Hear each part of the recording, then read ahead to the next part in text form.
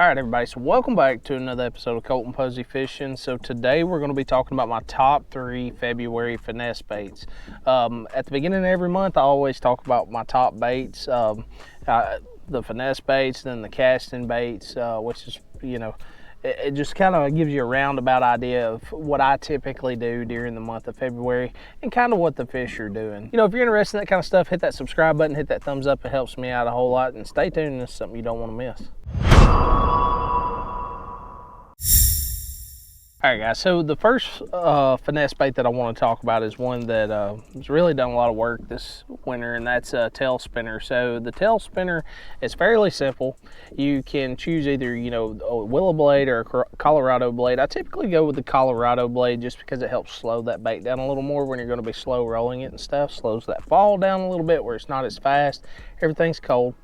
So I want to move stuff slow, but your typical shad colors when it's clean, clear water. Either way, with that tail spinner, it's a super simple, easy way to catch fish because there's really 2 retrieves that work best in my opinion.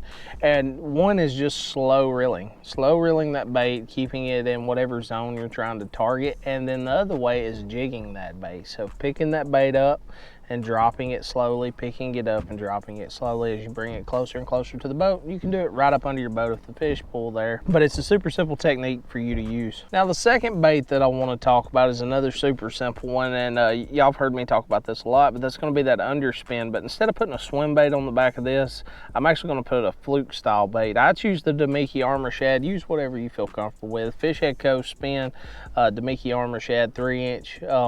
It's just a super simple, very subtle bait. It's not going crazy. It's just straight beelining, to your boat. And typically I'm throwing this on that 1/4 ounce, and I mean, you crawl it. You just slow crawl it. And if there is active fish around that are chasing bait fish, you can typically get them to bite that. And all my setups on my spinning rods, I'm running 10-pound braid to 8-pound fluorocarbon leader. I suggest always going with a high gear ratio spinning reel. And then, with your rods and stuff, use whatever you feel comfortable with, but, the action and the length is going to be a big determining factor depending on, what you like fishing with and stuff like that. But I highly suggest 10-pound braided line and 8-pound fluorocarbon leader. All right, so the last one I want to talk about, I kind of jump back and forth, okay, between the 1/4 ounce and 3/8 ounce head. But the first thing is going to be that swim bait head. This is an all-terrain Smalley Smasher swim bait head. And I've used the all-terrain for years. I really, really like them. 2/0 hook, 3/8 or 1/4 ounce head.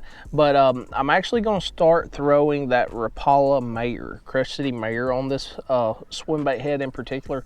Number one, it does have a little bit more action than the Rage Swimmer, but we're starting to heat up a little bit, okay? So, with those water temperatures coming up, with my finesse swim baits, I'm typically going to start backing off of the Rage Swimmer just to get a little bit more action. But this bait right here, I don't know what it is about the Mayor. I've just had really good luck off the Mayor. All last year, this year's been good, especially the bigger 4-inch Mayor, throwing it, on a big swim bait head and stuff like that. It's just, I don't know, something about the bait, it just catches fish. But, either way, guys, that's about as simple as you can get. All those baits, you can reel them, you can jig them, you can do a little bit. I wouldn't suggest jigging the Mayor itself, but either way, I'm simply just slow reeling these baits right now.